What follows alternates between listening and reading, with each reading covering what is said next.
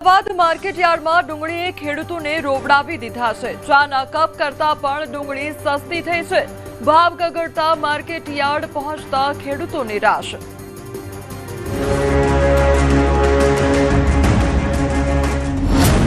ડુંગળીએ ફરી ખેડૂતોને આપ્યો ડામ।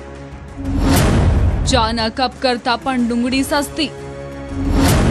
ભાવ સાંભળી યાર્ડ પહોંચતો ખેડૂત નિરાશ। એક તરફ કુદરતી આફતો અને બીજી તરફ માર્કેટ યાર્ડમાં મળતો મામૂલી ભાવ। ડુંગળી પકવતા ખેડૂતોને બેવડો ફટકો પડી રહ્યો છે। ભાવ ન મળતા ડુંગળીએ ખેડૂતોને બરાબરનો ડામ દીધો છે। ડુંગળીના મબલખ પાક બાદ અમદાવાદ યાર્ડમાં ડુંગળીની બમ્પર આવક થવા લાગતા ડુંગળી પાણી કરતા પણ સસ્તા ભાવે વેચાઈ રહી છે। અમદાવાદ માર્કેટ યાર્ડમાં ડુંગળી લઈને આવતા ખેડૂતોને કિલો ડુંગળીના 2 થી 10 રૂપિયા જ ભાવ મળી રહ્યા છે। એટલે ચોકલેટ કે ચાના કપ કરતા પણ સસ્તી થઈ ગઈ છે ડુંગળી। ભાવ તળિયે બેસી જતા ખેડૂતોને ડુંગળીનો ખર્ચ માથે પડી રહ્યો છે। એક મણ ડુંગળીના 70 થી 100 રૂપિયા મળે છે। આ ભાવ એટલા ઓછા છે કે ખેડૂતોને ડુંગળી પકવવા અને વેચવા પાછળ થયેલો મજૂરી ખર્ચ પણ નીકળી શકતો નથી। આ પરિસ્થિતિમાં ખેડૂતો આર્થિક રીતે પાયમાલ થવાના આરે છે। 1-2 રૂપિયાથી લગાડીને 10 રૂપિયા સુધીના ભાવમાં જાય છે ડુંગળી। બહુ સુપર હોય તો 11-12 રૂપિયાના ભાવ છે એમપીના અને ગુજરાતના માલમાં। એક બાજુથી નવી ડુંગળીમાં વરસાદ અને મોસમનો માર પડેલ છે અને જૂની સાચવેલી ડુંગળીમાં એમને જે ભાવ મળવા જોઈએ એ ભાવ મળતા નથી, એટલે એ લોકો નુકસાનીમાં છે ખેડૂતો। પુરવઠા અને માંગ પર ભાવનો આધાર હોય છે। વિદેશમાં ડુંગળીની વધુ માંગ રહેતી હોય છે, ત્યારે સરકાર બાંગ્લાદેશ અને શ્રીલંકામાં ડુંગળીની નિકાસ કરે તો ખેડૂતોને ફાયદો થઈ શકે છે। ખેડૂત ભલે સસ્તા ભાવે ડુંગળી વેચવા મજબૂર હોય, પણ છૂટક બજારમાં આ ડુંગળી મોંઘી વેચાઈ રહી છે। હાલ મધ્યપ્રદેશ અને નાસિકથી આવતી ડુંગળીનો મબલખ પાક હોવા છતાં અમદાવાદની છૂટક બજારમાં ડુંગળીના ભાવ આસમાને છે। સારું ઉત્પાદન થવા છતાં પણ ખેડૂતોને કોઈ ફાયદો નથી થઈ રહ્યો। કમોસમી વરસાદથી આર્થિક સંકળામણને કારણે પંચમહાલના ખેડૂતો ડાંગર ખોટ ખાઈને વેચવા થયા મજબૂર। ત્યારે ટેકાના ભાવે ખરીદી શરૂ ન થતા ખેડૂતોને ફટકો।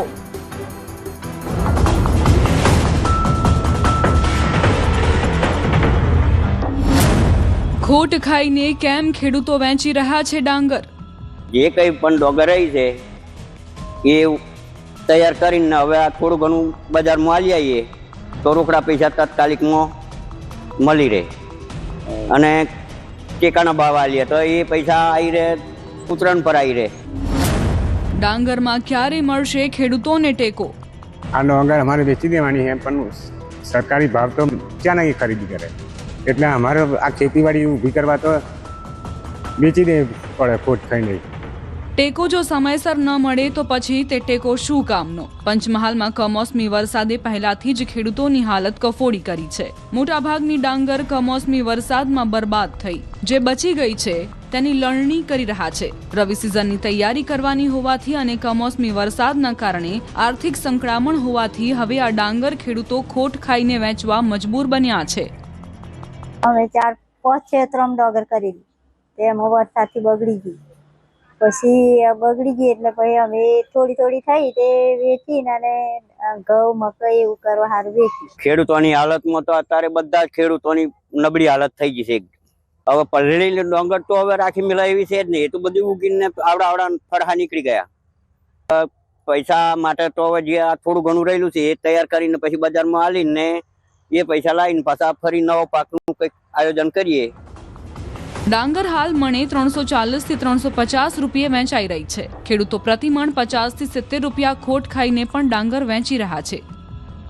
ખેડૂતો પાક ડોંગર હતો બિલકુલ પડી ગયો અને હોવાઈ ગયો, ઘાસ બગડી ગયું, ડોંગરનો પણ સેમ્પલ ડોંગરનું નુકસાન થયું।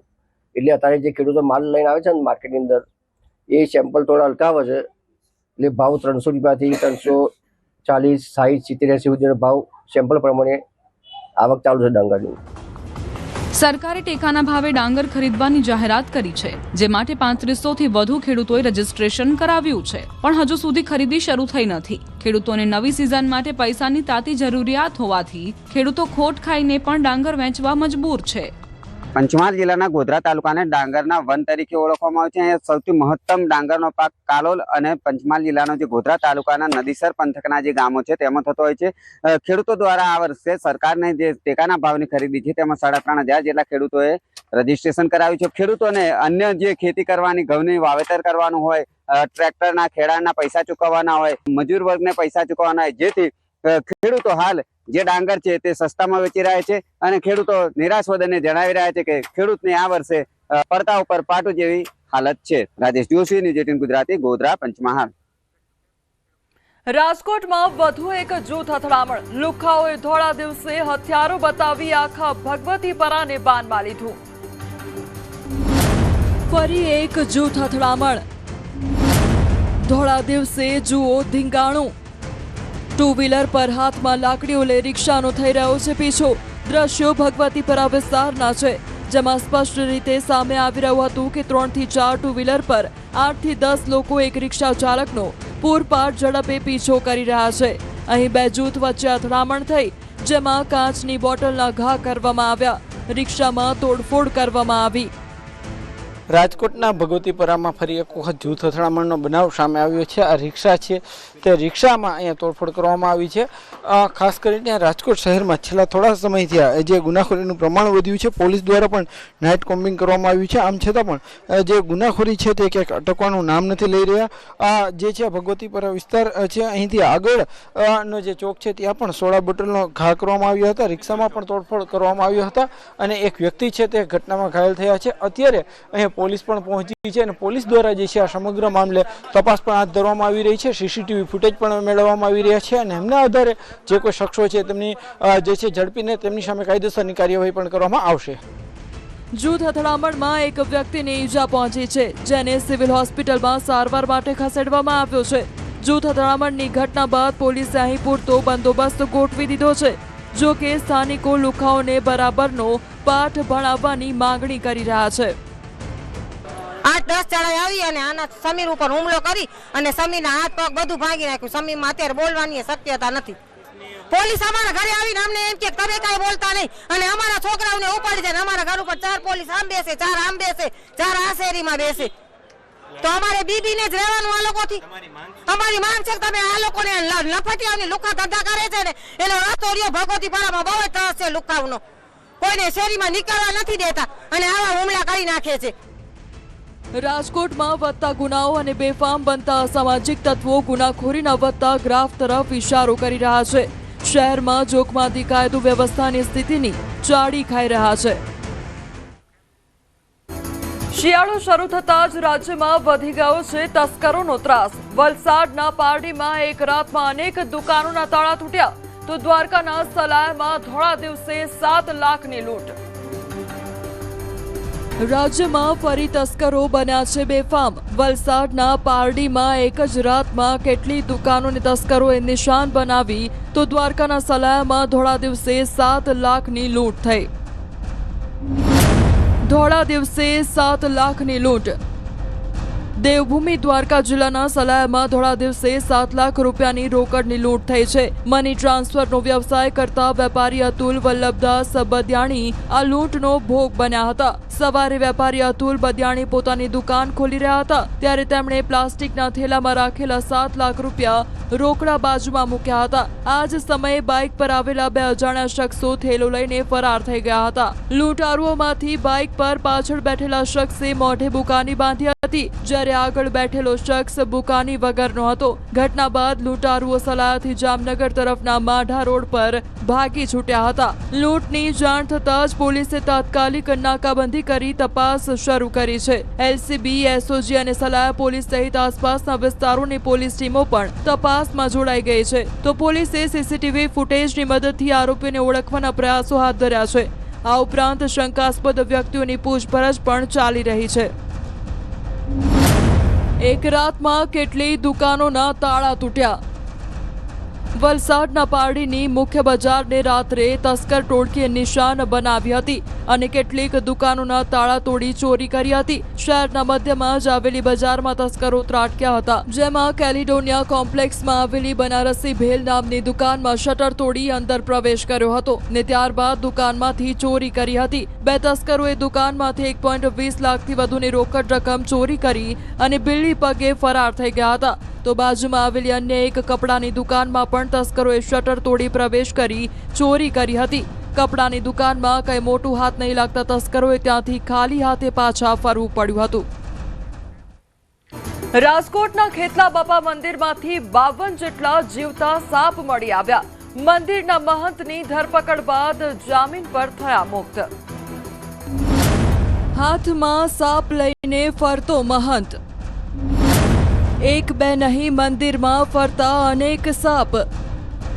નાગદેવતાનું મંદિર હોવાનું કહીને મહંત સોશિયલ મીડિયામાં કરતો પ્રચાર. મંદિરે દર્શન કરવા માટે આવતા શ્રદ્ધાળુઓને આ સાપના દર્શન કરાવતો હતો મહંત. રાજકોટના જાણીતા ખેતલા બાપા મંદિરમાં સાપ રાખ્યા હોવાની વન વિભાગને જાણકારી મળી હતી. વન વિભાગ મંદિરમાં તપાસ માટે પહોંચ્યું તો અંદરથી એક પછી એક સાપના ઢગલા થવા લાગ્યા અને વન વિભાગને મંદિરમાંથી 52 સાપ મળ્યા. વન વિભાગની પ્રાથમિક તપાસમાં મહંત પોતે સ્નેક હેન્ડલર એટલે કે સાપના જાણકાર હોવાનું અને ધાર્મિક આસ્થા સાથે મંદિરમાં સાપ રાખતા હોવાનું સામે આવ્યું છે. અહીંથી મળી આવેલા સાપ સેન્ડ બુઆના નામે ઓળખાય છે. આ સાપ વાઇલ્ડલાઇફ પ્રોટેક્શન એક્ટ 1972 હેઠળ શેડ્યુલ 2 માં સંરક્ષિત છે. કાયદાકીય સંરક્ષણ મળેલું હોવાથી રાજકોટ રેન્જ દ્વારા ગુનો નોંધવામાં આવ્યો છે અને મંદિરના મહંત મનુભાઈ દુધરેજિયા સામે કાયદાકીય કાર્યવાહી કરી તેમનું નિવેદન નોંધી તેમને જામીન પર મુક્ત કરવામાં આવ્યા છે. ત્યાંથી 52 જેટલા સેન્ડબોઆ સાપ મળી આવેલા હતા. આ સેન્ડબોઆ કે જે સ્થાનિક ભાષામાં ભંફોડી તરીકે ઓળખવામાં આવે છે અને આ સાપ એ વાઇલ્ડલાઇફ પ્રોટેક્શન એક્ટ 1972 હેઠળ શેડ્યુલ 2 માં સંરક્ષિત છે. એને કાયદાકીય સંરક્ષણ મળેલું હોવાથી તેને કોઈ બંધક સ્થિતિમાં રાખી શકાતા નથી હોતા. આ બાબતે રાજકોટ વન વિભાગ હેઠળની રાજકોટ ઉત્તર રેન્જ દ્વારા આનો ગુનો નોંધવામાં આવેલો છે તથા એ ગુનામાં વન્ય પ્રાણી સંરક્ષણ ધારાની કલમોનો ભંગ થાય છે તે બાબતે જે મંદિરના મહંત જે હતા શ્રી મનુભાઈ દુધરેજિયા તેમની સામે પણ કાયદાસરની કાર્યવાહી હાથ ધરવામાં આવી. મંદિરના મહંત દ્વારા આ સાપની કોઈ તસ્કરી કે કોઈ ચીટિંગ કરવામાં આવતી ન હોવાનું વન વિભાગની તપાસમાં સામે આવ્યું છે. આ તપાસમાં અન્ય કોઈ લોકોની સંડોવણી ખુલશે તો તેમની સામે પણ ચોક્કસ કાર્યવાહી કરવામાં આવશે. મહંતને જામીન પર મુક્ત કરવામાં આવ્યા છે પણ જરૂર પડે તેમને પૂછપરછમાં બોલાવવામાં આવી શકે છે. સાથે જ તમામ 52 સાપને જંગલ વિસ્તારમાં છોડવા માટે કાર્યવાહી હાથ ધરવામાં આવી છે. વેરાવળમાં સ્ટેટ મોનિટરિંગ સેલે દરોડો પાડી 50 લાખનો દારૂ ઝડપી પાડ્યો તો ટેન્કરના ચોરખાનામાંથી 400થી વધુ પેટી વિદેશી દારૂ મળ્યો.